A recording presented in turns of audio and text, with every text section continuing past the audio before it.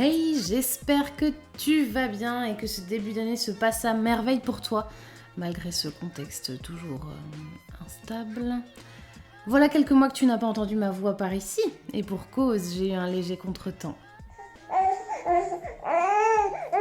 Je te présente la douce voix de mon deuxième fils, Samuel.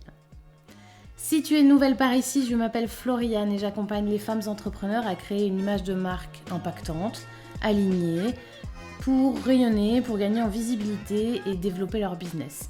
L'idée en fait c'est de travailler à mes côtés sur les différents aspects de ta marque, ta présence digitale et particulièrement réseaux sociaux, en passant par ton univers graphique, textuel, ton organisation. Et bien sûr, on travaille également sur ta personnalité et tes valeurs. L'objectif final, c'est d'apporter plus de visibilité à ta marque, de booster tes ventes, en étant aligné avec ce que tu es, toi, en tant qu'entrepreneur et femme. Donc, à nouveau, bienvenue sur mon podcast, La Bise, et si tu veux en savoir plus sur mes activités, rendez-vous sur mon site web, leboudoirdubiz.fr. Avant de commencer cet épisode qui s'annonce riche, je te préviens, j'ai une petite faveur à te demander. Il est désormais possible de donner une note sur la plateforme d'écoute de musique et de podcast Spotify. Et oui, tu peux aussi écouter tes podcasts sur Spotify. Alors si tu as quelques secondes pour aller y glisser 5 étoiles sur Spotify ou Apple Podcast bien sûr, mille merci. Let's go. Aujourd'hui, j'ai voulu te livrer un épisode qui va finir par devenir traditionnel dans la mesure où je l'avais réalisé pour 2021. J'ai nommé les tendances réseaux sociaux 2022. Alors je sais que cette thématique te plaît beaucoup parce que l'épisode 2021 a été très écouté et partagé et merci. N'hésite pas à en faire autant cette année en passant. D'ailleurs en 2021, j'avais partagé 10 aspects réseaux sociaux qui selon moi allaient être super tendances. Ils étaient l'appropriation des mèmes par les marques, l'humour, le contenu créé par l'utilisateur, la nostalgie, le e-commerce à travers les réseaux sociaux, les micro-communautés, la vidéo interactive, les contenus éphémères, le lien d'attachement et l'engagement. Alors, est-ce que selon toi mes prédictions se sont révélées vraies ? Si tu souhaites écouter l'épisode, je te laisse un lien dans la légende de cet épisode, ça fait beaucoup d'épisodes dans la même phrase, mais c'est pas grave, on est entre nous. Bien sûr, ces tendances pour 2022, elles sont toujours d'actualité. Et cette fois, on revient au sujet du jour. Vous voulez dire qu'on est dans le futur ? Le futur ? Mais de quoi tu parles ? Comment veux-tu qu'on soit dans le futur ? La liste des tendances réseaux sociaux que je te propose aujourd'hui, elle est issue de ma propre veille. Des pratiques que j'ai identifiées de la part des marques performantes sur les réseaux sociaux, celles qui osent, celles qui sortent des sentiers battus et qui cartonnent. Inspirons-nous et osons à notre tour. Cette liste, elle est donc bel et bien une prédiction. Pour autant, sur le sujet, il apparaît peu probable de complètement se planter, tant les tendances qui ressortent cette année sont nettes. Alors, est-ce que t'es prête ? Prends ton petit carnet, ton crayon, ou si t'es plus moderne que moi, ton Notion, ton Trello, ton ClickUp ou ton petit document Word, et c'est parti. La première tendance que j'ai identifiée, c'est le contenu audio. Bienvenue sur mon podcast. Est-ce que tu te souviens de Clubhouse ? Clubhouse, ça a été le premier réseau social où l'audio prône et où il est d'ailleurs utilisé de manière totalement exclusive. Ça a eu un succès retentissant à ses débuts, notamment parce que l'entrée se faisait sur invitation, par cooptation, donc on avait un peu l'impression d'être privilégié, d'être un peu une resta de Clubhouse, et puis l'engouement s'est éteint comme un feu de paille. Est-ce que j'ai dit resta alors qu'on est en 2022 et que j'ai 35 ans ? Oui, tout à fait. Bienvenue. Ma vieille denrée. Mon vieux Claude.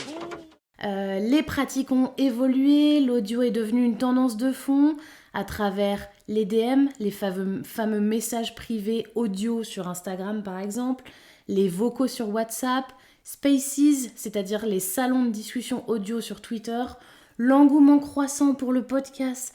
Voilà, il y a eu énormément de choses et on voit même de plus en plus de personnes nous envoyer un audio d'accueil quand on s'abonne à leur compte, sur Instagram par exemple. D'ailleurs, je serais très curieuse de savoir si vous trouvez ça intrusif ou non. Donc voilà, affaire à suivre sur les évolutions à venir en 2022 sur Instagram, TikTok et Snapchat sur la partie audio ou podcasting.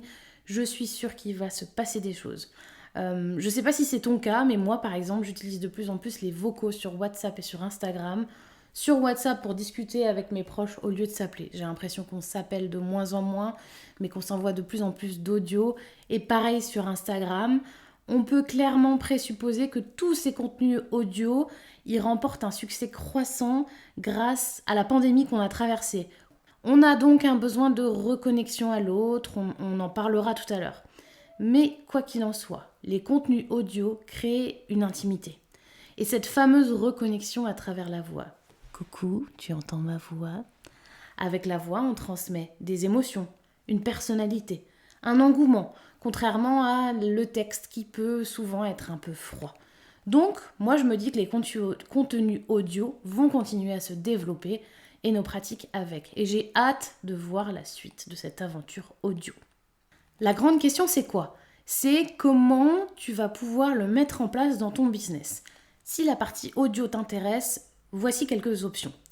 D'abord, tu peux accueillir tes abonnés sur les réseaux sociaux via un message vocal, on en parlait un petit peu plus haut, notamment sur Instagram. Attention, c'est quand même un parti pris. Certains vont trouver ça assez intrusif. J'avais fait un sondage sur Instagram il y a quelques mois et effectivement, il y avait quand même une grosse partie d'abonnés qui trouvaient que c'était intrusif et d'autres qui apprécient. La personne qui t'accueille, elle va systématiquement dans son vocal présenter son activité. C'est normal. De mon côté, je trouve que c'est vraiment important de trouver le juste milieu entre présentation sympa et promotion. C'est un exercice d'équilibriste qui est vraiment pas facile du tout. Faut pas que ce soit un message ultra marketé. Moi, perso, ça me fait fuir et je sais que je ne suis pas la seule. Par contre, le côté salut, moi je m'appelle truc, j'ai tel âge, j'habite là-bas et je suis super contente que tu te sois abonné à mon compte si tu as des questions. N'hésite pas, voici ce que je fais dans la vie. Ça, en moins de 20 secondes, c'est nickel. Tu peux aussi opter pour une newsletter avec du contenu audio. Personnellement, je suis abonnée à la newsletter de Swan Callen, dont je t'ai déjà parlé, que j'aime beaucoup.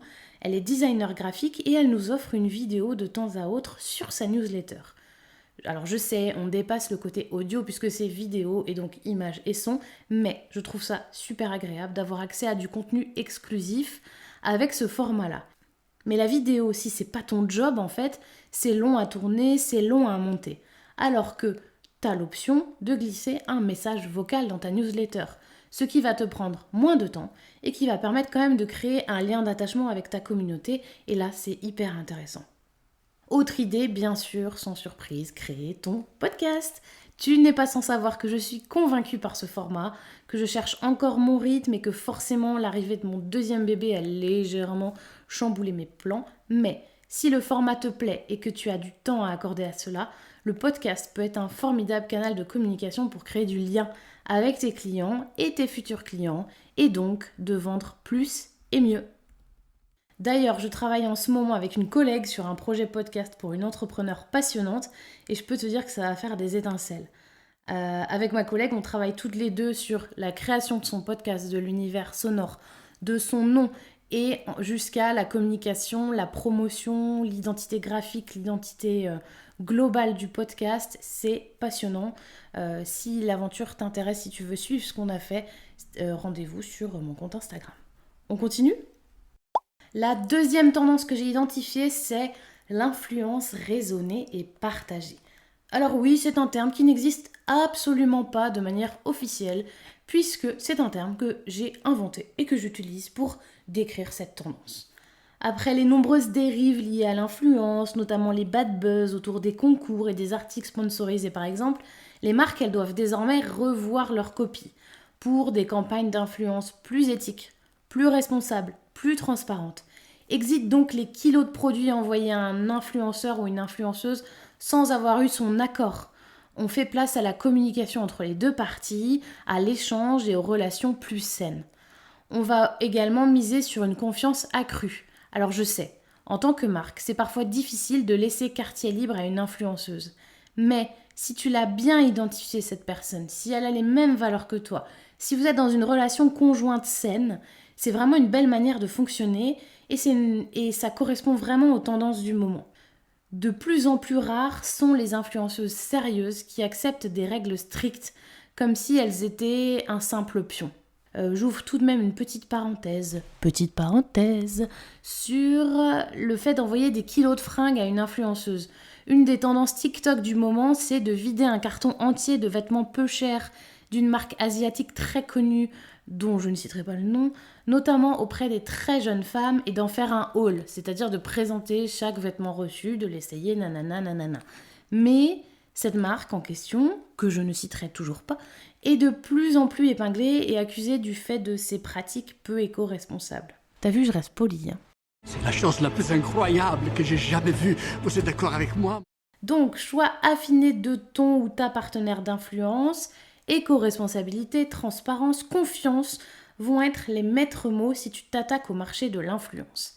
D'ailleurs, nouvelle parenthèse, oui, ça va être l'épisode des parenthèses et c'est pas grave parce que vous êtes sur mon podcast et que si j'ai envie de faire des parenthèses, je fais une parenthèse. J'ai reçu sur le répondeur du Biz un message d'une certaine Manon qui me demandait s'il était possible de faire un épisode de podcast sur l'influence, les bonnes pratiques, les choses à éviter, etc. Eh bien, écoute Manon, si tu passes par là, je te remercie pour ton message sur le répondeur et écoute, je vais y travailler. Ça va être un épisode qui va être long à préparer, mais je serai ravie de vous partager cela. Parenthèse fermée. La troisième tendance, c'est le contenu court. On appelle ça le snack content ou le micro-contenu. Bref, c'est le contenu court. Plus le temps avance, plus on mise sur des formats qui sont concis, qui vont droit au but, qui se consomment vite. Bref, c'est un contenu en fait qui correspond à l'évolution de notre société, on va pas se le cacher. Exit donc les webinars de 2h30, les articles de blog format thèse que tu vas mettre 20 minutes à lire, et les IGTV sur Instagram sans fin qui durent des minutes, etc. Je ne sais pas si on peut dire qu'on consomme moins mais mieux, ou que l'on consomme plus mais court, ou plus mais court mais mieux, ou je m'y perds. Mais quoi qu'il en soit, il n'y a aucun doute sur le fait que l'idéal est désormais de miser sur les contenus très courts. Preuve en est, leurs succès sont sans équivoque. Sur TikTok, sur les Reels d'Instagram, sur les Stories, ils ne cessent de se développer et sont toujours plus mis en valeur par les algorithmes. Alors, let's go, on se prend pas la tête, on crée du contenu court, efficace, on va droit au but et on cartonne. Place à la quatrième tendance, les espaces de discussion privés. Après la pandémie, on note un besoin de se recentraliser, de se recentrer, de recentraliser nos échanges, on va le dire comme ça. On peut dire que le Covid a sacrément modifié les relations entre les marques et les consommateurs. On mise toujours plus sur la transparence, un service client affiné, personnalisé, amélioré sans cesse, etc. De fait, les marques commencent à proposer des espaces de discussion où le client est invité à tester de nouveaux produits, à faire part de ses retours, à bénéficier d'avantages. Où est-ce qu'on va les retrouver ? Eh bien, soit les entreprises en question créent ce qu'on appelle une plateforme de marque, soit elles utilisent des supports déjà connus tels que Discord par exemple. D'ailleurs, je connais des prestataires de services qui ont déjà l'habitude d'utiliser Discord pour échanger avec leurs clients, coach, wedding designer, etc. Coucou si vous passez par là. N'oublions pas que lorsque les marques optent pour ce type de plateforme, ce n'est pas que pour le plaisir d'échanger avec nous, clairement. Ça va aussi leur permettre de se rapprocher de leurs clients. Mais ça reste du marketing. Donc ça leur permet aussi de collecter des données, d'améliorer leurs campagnes sponsorisées notamment, etc. Et de ton côté, si tu souhaites te rapprocher de tes clients et tisser un lien d'appartenance plus fort, tu as plusieurs options. Tu peux opter pour un groupe Facebook, un forum sur Slack, Discord par exemple, ou même un chat sur ton site. Précédemment, je te parlais des espaces de discussion et des marques qui font appel à leurs consommateurs, à leurs clients pour créer de nouveaux produits. En ce moment, je suis en train de tester une nouvelle marque de cosmétiques. Alors nouvelle, je ne sais pas d'ailleurs, peut-être qu'elle est assez vieille, mais que j'ai découverte récemment. Une nouvelle marque de cosmétiques qui s'appelle Nidé.co. Et c'est des cosmétiques et des soins le plus naturel possible, déjà avec une composition qui est très clean. Mais ce qui est hyper intéressant, c'est que ces soins sont créés en co-création avec des consommateurs. C'est-à-dire qu'un consommateur va contacter la marque pour dire « Coucou, j'aimerais une crème pour les fesses parce que j'ai les fesses sèches. » C'est pas une blague, hein, il y a vraiment un soin pour les fesses. Et du coup, la marque a créé ce soin-là. Et c'est hyper intéressant parce que du coup, ça répond à une demande, à un besoin de la part des clients. La marque travaille dessus, le client valide, le client est satisfait, ça crée du besoin, de l'envie, les clients achètent et la marque est contente. C'est un système, c'est un cercle vertueux qui est hyper intéressant et que toi, tu peux aussi décliner, adapter pour ton business en fonction de ton offre, de tes services, de tes produits, etc. Ça dépasse tout ce que j'ai pu imaginer. La 5e tendance identifiée, c'est le marketing local. Si on est tatillon, on peut même l'appeler le social marketing local. Là encore, ne me remercie pas pour mon accent bilingue de rêve. Là encore, on peut supposer que c'est la conséquence directe de la pandémie. Bon, on va arrêter de tout mettre sur son dos après. Nous, les consommateurs, on va être plus enclins à consommer local et au sein des boutiques de nos villes respectives. Arrête-moi si je me trompe.